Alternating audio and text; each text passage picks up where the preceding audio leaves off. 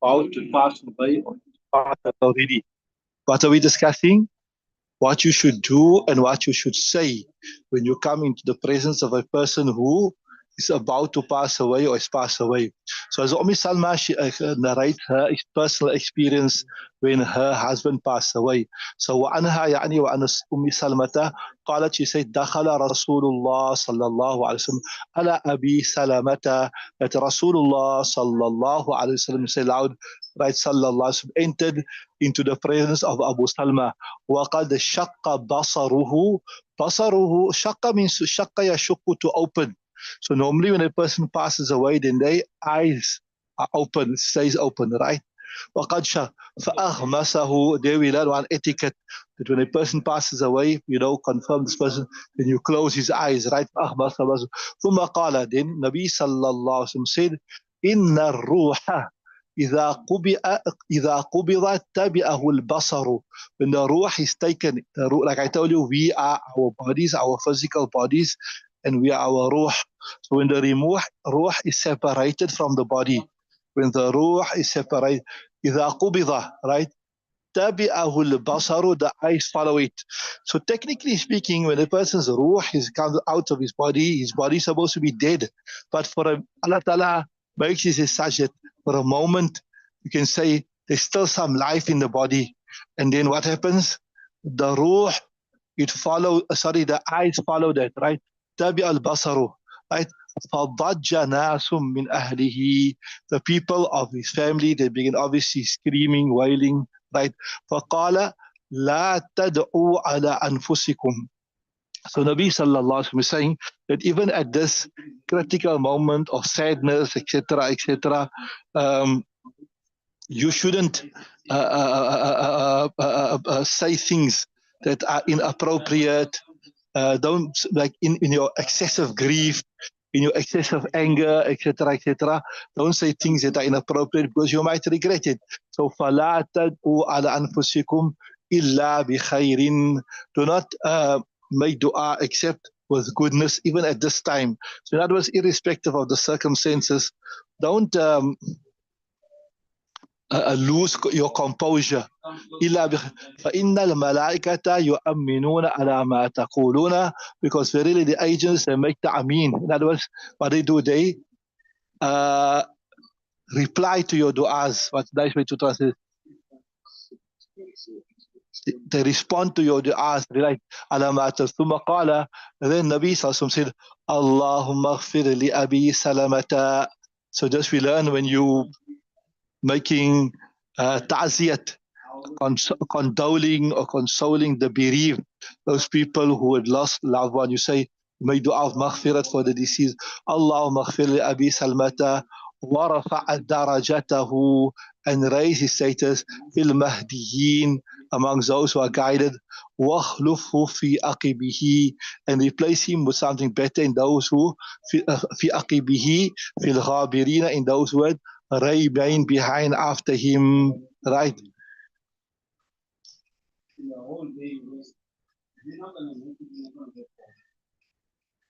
Right. Waghfir lana, and forgive us. Walahu, and for him. Ya Rabbal Alameen, O Lord of the worlds. Wafsah lahu fi qabrihi, and open, expand his qabr. Wa nawwir lahu fihi, and enlighten and illuminate his grave, right?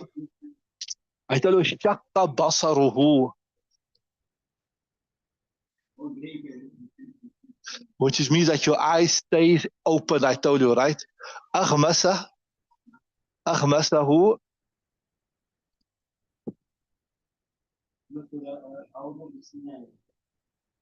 Then Nabi Sallallahu closed the eyes of Abu Salma and explained why does the eyes stay open? Because for that moment, there's still a bit of life left in him. And the eyes follow the ruh. You see the ruh going. So the eyes see how the ruh is leaving the body.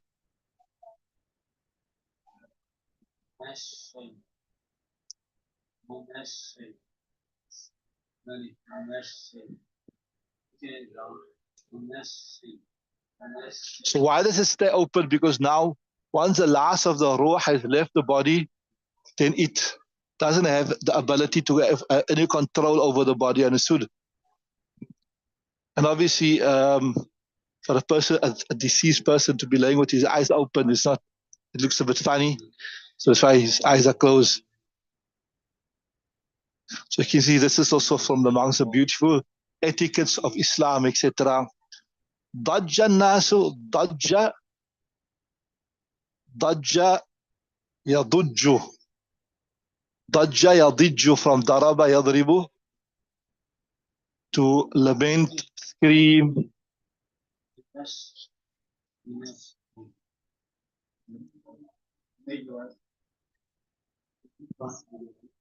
So once the eyes remained open, was staring like blankly into space.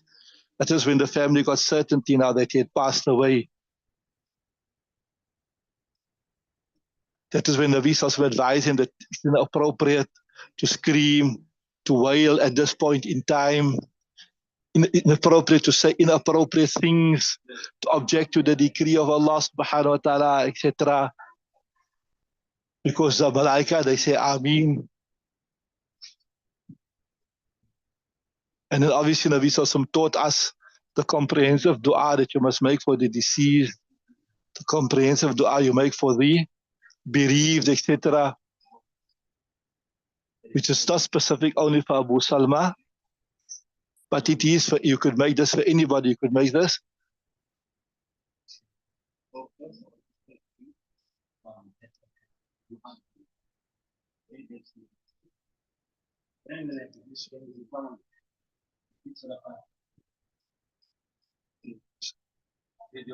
Okay, read the next hadith. So ghabirin means those that will remain behind.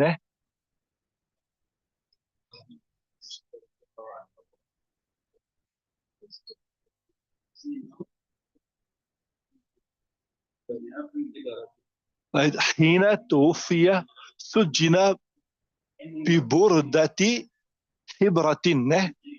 You got it. You got sujji. What you got is sujjiya. Sujjiya, yeah.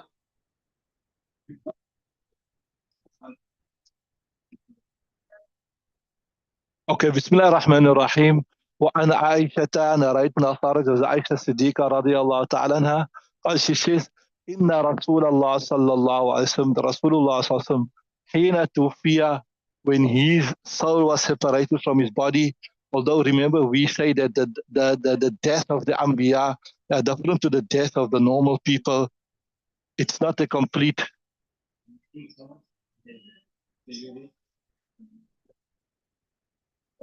death. We say they still have a degree of worldly life, you know.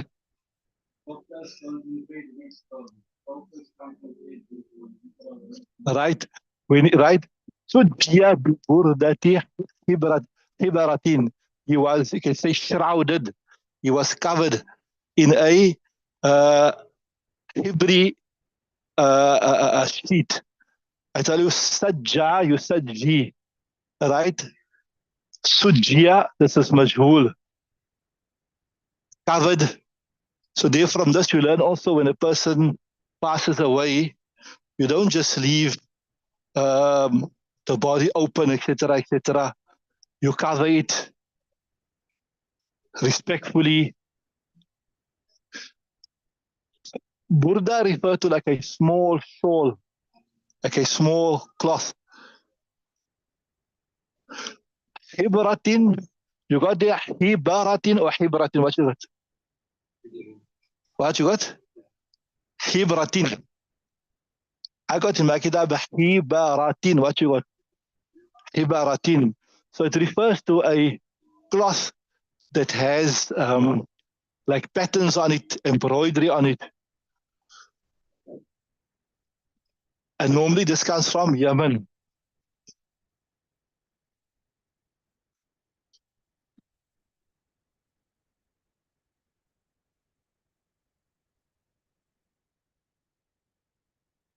This is also from among the etiquettes instead of leaving the body like open.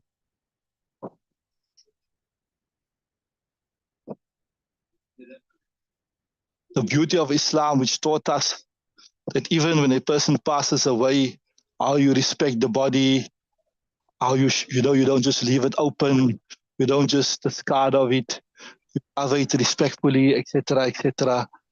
Right? So we know that it is obviously sunnah to bury a person in white, right? So maybe this was just used to cover Nabi Sallallahu at that time. Or if we say he was buried in this eventually, it means there was no availability of white at that time, right? Okay, read the next one. Please change the page. Change your page, please. Yeah, if you need a page to change, please remind us. Sometimes we get busy, etc. We don't change a page. If anything is not right, please, not this lesson or any of the lessons. If you can't hear or the page is not right or anything is not right, we don't feel shy, please, for the online people. If anything is not right, the page is not right, the words are not clear, or the explanation is not clear, or anything is not right, please, please, please, please ask. Don't feel shy, right? Okay. You're welcome.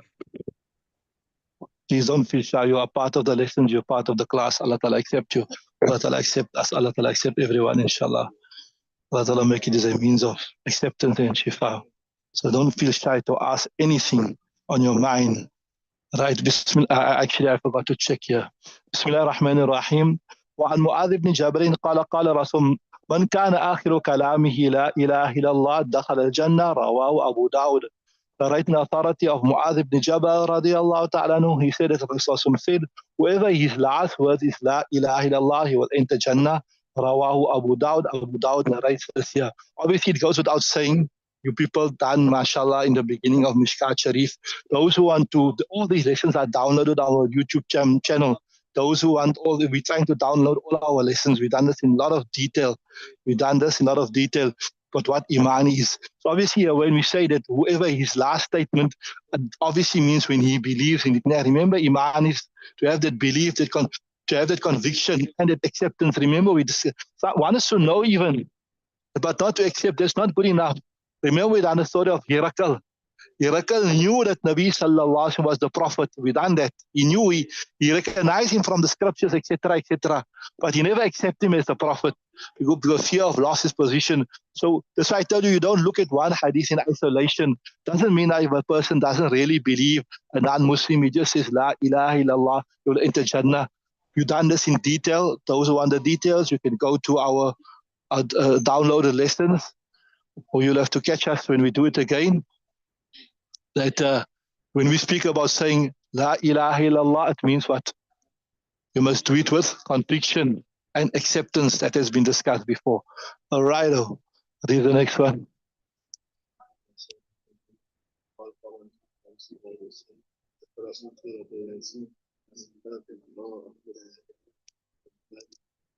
Okay, Bismillah ar-Rahman ar-Rahim.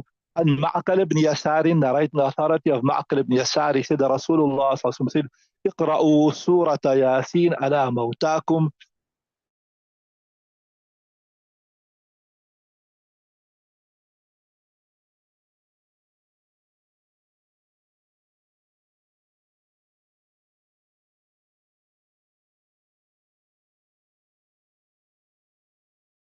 Sometimes you said بِاعْتِبَارِ مَا يَكُونُ. according to what it will be. So if a person is in Urdu, you say also in Arabic, halatun naza' means to extract. When his ruh is being extracted and you can see he's in the pangs of death, then you recite Surah Yasin. So it doesn't mean only after the yes, when the person has passed away, you also from the etiquette and the adab and the sunnatis, you recite Surah Yasin and you send the reward to that person. But also when he's in the pangs of death, to ease the pangs of death, you can also recite Surah Yasin, right? It's proven from the hadith. Mautakum, I told you, means here Qaribul Maut, right? From other hadith, etc., we learn that actually the recitation of Surah Yasin, it is the difficulty, the pangs of death.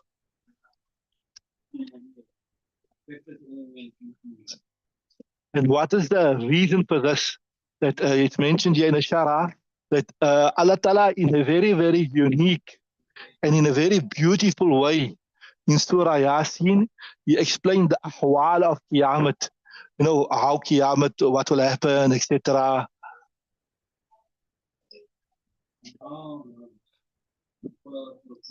He speaks about Jahannam, the other things, Ashar, Nashar. So yeah, interesting thing. Why Surah Yasin? This is for general. When you're experiencing any difficulty or you want to send reward to somebody, etc., you recite Surah Yasin.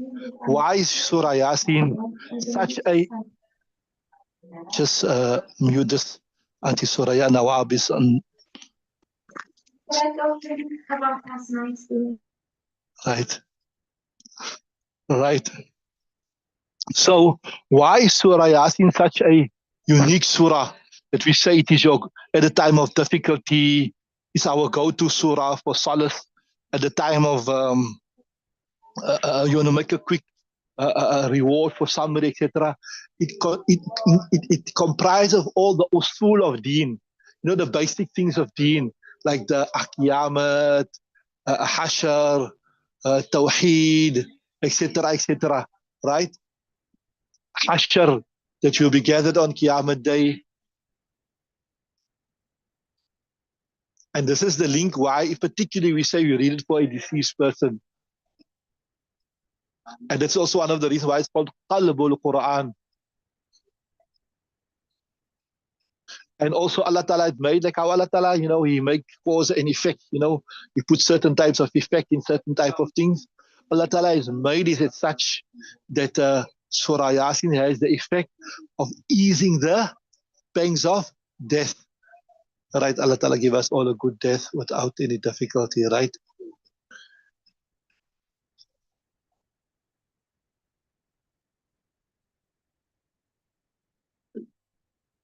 Just 1 second, just one, two things.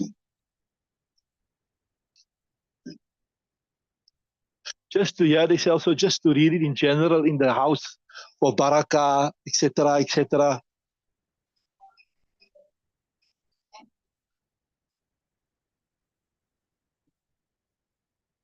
Right. So it's interesting thing, like because yeah, in the Shara, the author just mentioned the interesting thing. You know, normally when you recite a lot of Surah Yasin, when person passes away or person is busy passing away, etc., etc., etc., isn't it? So there was one person, simple villager, in the Tarawih namaz. He was telling all the people that, tell me when you're going to recite Surah Yasin in Salah, because I don't want to be there because on that day, because normally Surah Yasin is recited when a person passes away. So I don't want to be there because just now when Surah Yasin is recited in the Tarawih namaz, I'm going to pass away. So it happened such that Surah Yasin was recited, but he didn't know about it. So afterwards, he asked the people, when we reading Surah Yasin? No, we read already. He said, when? He read 2 days ago. And he got so shocked that he immediately passed away because he was so afraid of Surah Yasin because it is associated with the deceased. It's just a coincidence, whatever. But anyway, read the next hadith.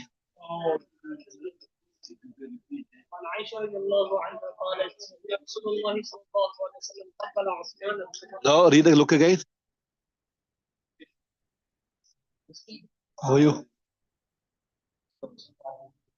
قبل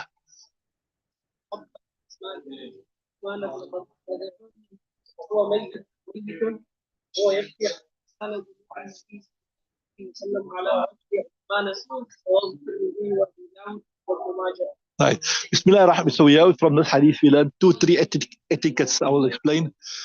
وعن عائشة رأيتنا صارت عائشة الصديقة رضي الله تعالى عنها قال she said إن رسول الله صلى الله عليه وسلم قبل عثمان بن مذعون. He kissed Uthman ibn Mas'ud وهو ميت whilst he was deceased وهو يبكي whilst وعاوز حاليا وعاوز حاليا. He kissed him whilst he was crying حتى سال دموع النبي صلى الله عليه وسلم على وجه عثمان until the tears of Nabi sallallahu alayhi wasallam it flowed ala wajhi Uthman upon the face of Uthman ibn Marhun. Rawahu Tirmidhi, Imam Tirmidhi narrates this wa Abu Dawud and Abu Dawud ibn Majah. Before I look at the actual sharah, the commentary here, I'll give it to you. Two, three things I want to tell you. Maybe it will come in the commentary. That if a loved one passed away, and obviously if you are a mahram, not for a non-mahram, then you can kiss that person. Is from the adab. Even as Abu Bakr radiallahu ta'ala, remember famous, we done this, that he was one of the last persons to find out about the departure of Nabi sallallahu alaihi wasallam. So when he came, he kissed Nabi sallallahu on the forehead. He said, "Tibta hayyan wa mayyitan." Remember that you looked good. You were awesome whilst you were alive, and you also awesome once you pass away. That's the first thing. The second thing is, wa huwa yabki. The natural emotion a person experiences at the loss of a loved one, the natural emotion, that is not contrary to, that's not objecting to the decree of Allah subhanahu wa ta'ala. The natural sadness you feel at the departure. You used to say, why did Allah ta'ala take him away, etc., etc. Why did Allah ta'ala take that person away? Why did Allah ta'ala take my son away, my husband away, etc.? That is problematic. But the natural emotion, that is not problematic, right? So Uthman ibn Mas'ud radiallahu ta'ala, he was that sahabi who Nabi Sallallahu was very fond of. And Nabi Sallallahu was very, very fond of him. And Nabi Sallallahu would refer to me as my brother, right? Akhi. He was the first of the Muhajirin, those who migrated from Makkah to Mukarramah to be in the Madinah Munawwarah that passed away. And in fact, he was the first person who was buried in Jannatul Baqi. Luqman, you went to Baqi after Asr they opened? You went there, mashallah. Huh? After Fajr you went. Right?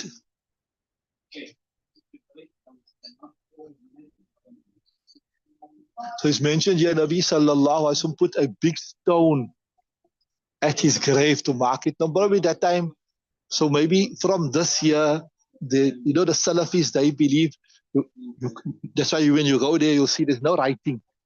There's no writing.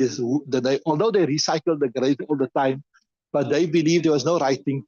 But we say it's fine, you can write the name of a person at least. So maybe the Nabis never write because at that time there was no culture of writing things. There was no culture of writing. So you just put a stone there. And he said, Nabi said that through the medium of this rock or the stone, we will know where my brother is buried. And we will bury my family close to them. Yeah, Mufti Sahib is mentioning, he's saying that, yeah, today it is not known where the grave of Uthman ibn Mas'ud is. In fact, he says here that we don't even know where, although you saw the diagram of Jannatul Baqi when we went, I think they tell you when you come in the beginning as Uthman radiallahu ta'ala anhu, the son-in-law of Nabi Sallam is just there at the beginning or something like that. But generally, we don't know where the senior Sahaba Ikram are buried. To such an extent, here it's mentioned that even as the Aisha Siddiqa radiallahu ta'ala anha's grave is not known. Now, what I was just mentioning here is saying that on the 12th of Ramadan, not the author of the kitab, the author of the Shara, the commentary I'm using to give you. He says on the 12th of Ramadan, 1424, he, the author here, that's his name, Mulana Fadl Muhammad, he's saying, right, he's saying, on the 12th of Ramadan, 1423, after Asr, he went to Jannatul Baqi, right, 1424, sorry.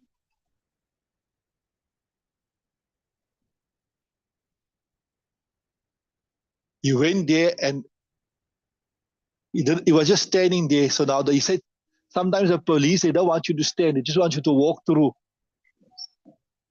Because they feel sometimes that you make shirk. You pray to the deceased, etc., etc. And he says, interesting, he said the same hadith here. The same hadith when Aisha qalat inna Rasulullah qabbala Uthman ibn Mas'un. He say he wrote the shara of this commentary here under the green dome. He was in Medina at that time when he is traveling and he wrote the commentary of this hadith here. In Masjidun Nabawi sallallahu alaihi wasallam under the green dome.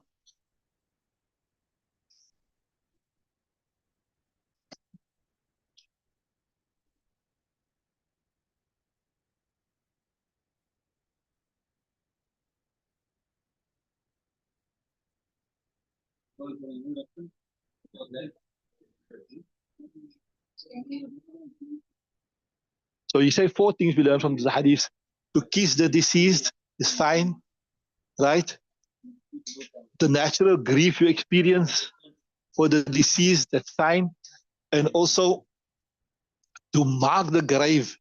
And obviously in those times there was no culture of writing, so they never write. So that's why we say today, obviously you identify things by writing. So it'll be fine to write the name. You understand what I'm saying? So we say that they Salafis, they say this, that Nabi Sallallahu never write, so we can't write. But we say maybe that time there was no culture of writing. That's why they never write, you understood? And then also here, he says, interesting, another interesting thing we learned from the hadith also here is this, that for a person like you have, maybe not here in South Africa, but like in other countries, you have family burial grounds. Like, here you have to have a license and all that type of thing. You can't just bury anywhere. But maybe in those countries where you bury your family, so Nabi Sallallahu said here, I want to bury my family close to Uthman ibn Mas'un to reserve a particular area, and then say this is like for our family, we're going to have our family burial. That's why when you read the books of the Akabir, etc., you'll see they'll say that this person was buried in the family burial ground, etc., etc. Okay, the next hadith is a short one. We can just read it and translate also. As we search it here.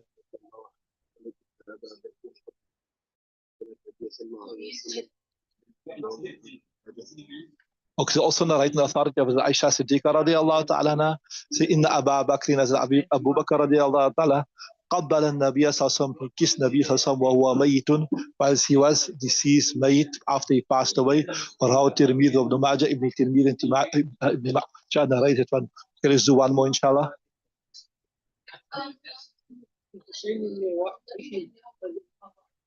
وأنا حسين بن وحوحين, I got it right.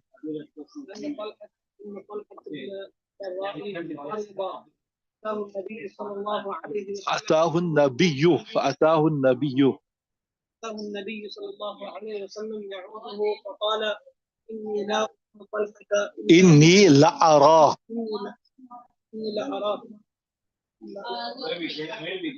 لا أرى you also, okay.